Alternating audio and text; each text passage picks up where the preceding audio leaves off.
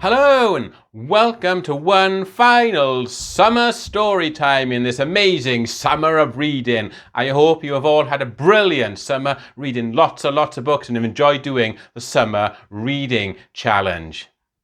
Now, if you remember last week, we finished the story, or halfway, The Quest for Wisdom with Ashley and Willow. And now we're going to have the second part, but before we do that, let's have a little recap of what happened last week. Willow, as if in a trance, started to follow him. But Ashley hesitated. There was something he wasn't sure about. Then he remembered the riddle. How did the line go? But of his tail you must beware, or you might fall into his lair. He screamed, "No, it's a trap!" He made to run after Willow, but he couldn't move. Long snaking leaves grabbed at his legs. He shouted after Willow again, but she carried on walking, following the wicked face of leaves as she disappeared down the path and out of sight. Willow! The Quest for Wisdom, Part 2. Anyone who ever knew Ashley would tell you that he was a lad that never gave up. Losing his brothers and his dad at a young age gave him the determination to keep going whatever he was doing. It was using that determination that helped him learn to read with Mr. Charles, and right now, as Willow disappeared into the woods and he was stuck in the leaves, he knew he would not give up. He wasn't going to lose Willow and fail this quest. Thinking calmly, he looked for a way out to escape the leaves. I need something to cut, he thought.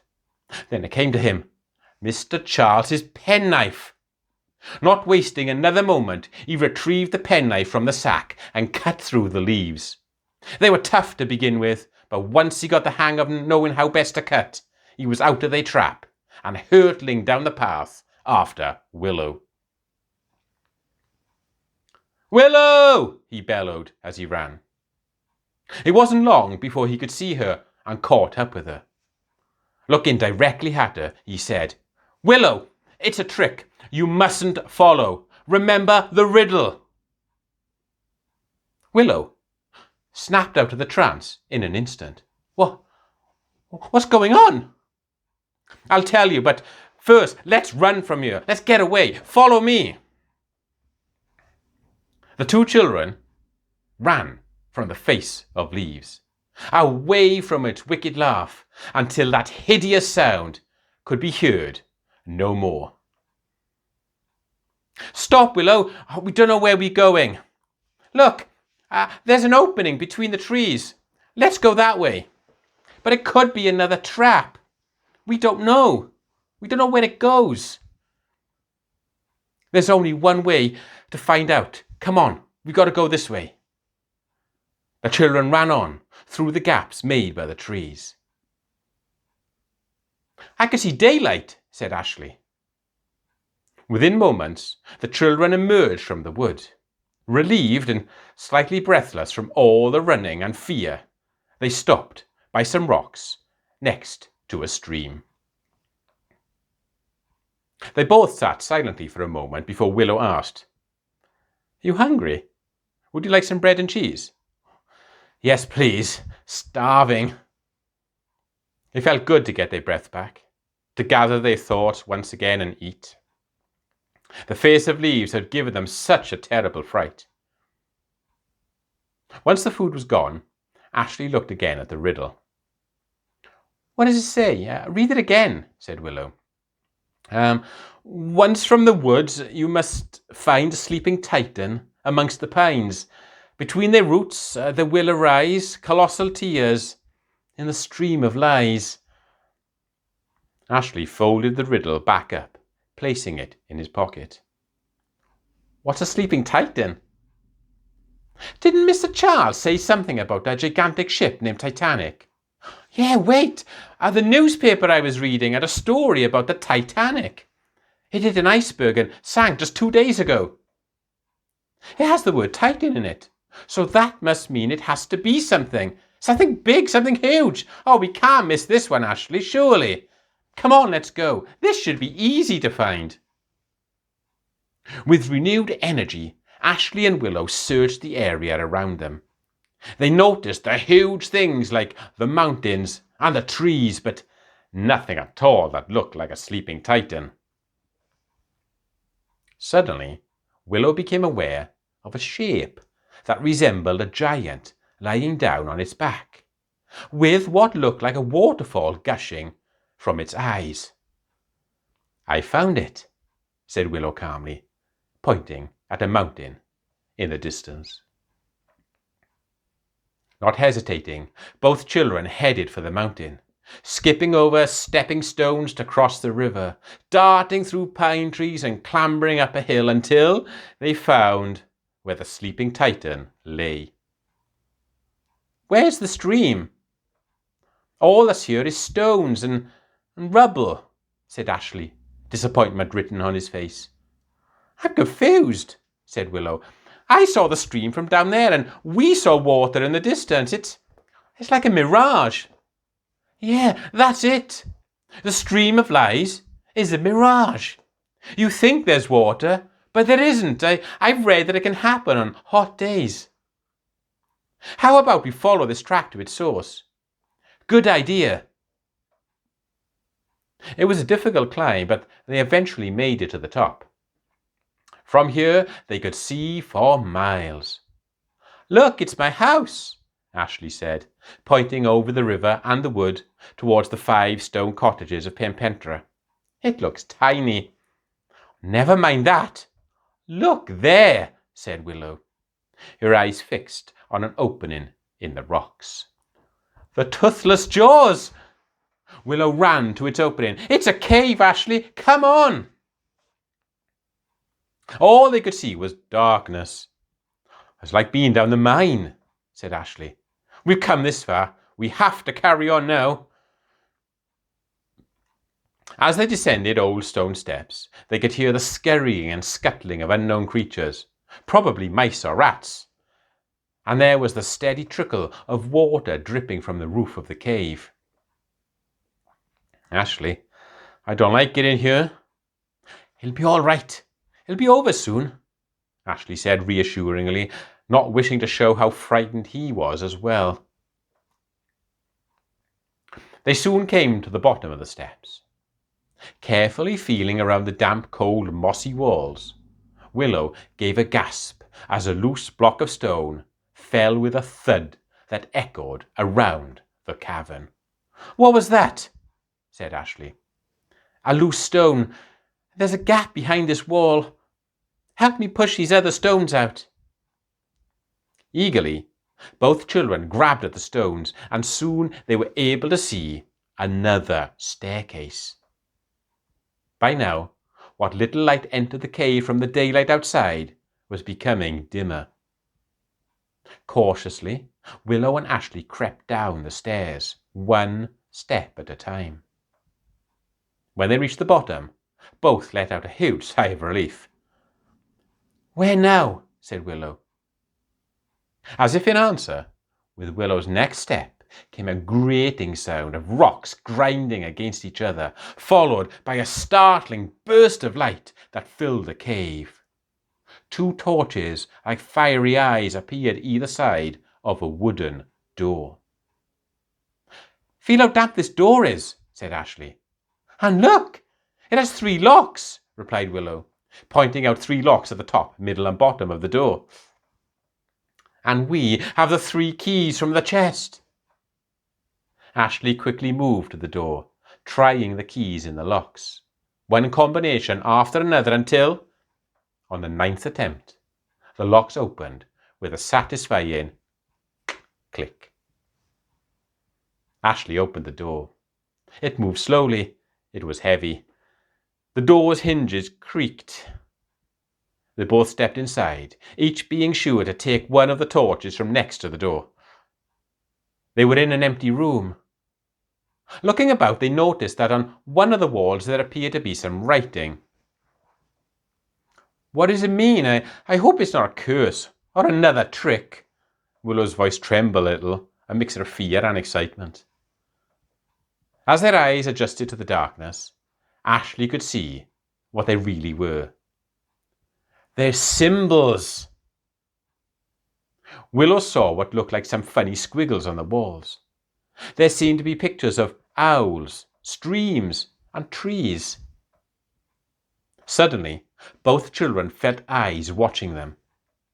Turning slowly towards that presence, they noticed a face glaring at them through the flickering lights. It didn't move. Curious, they crept towards it. "It's a face of stone," whispered Willow.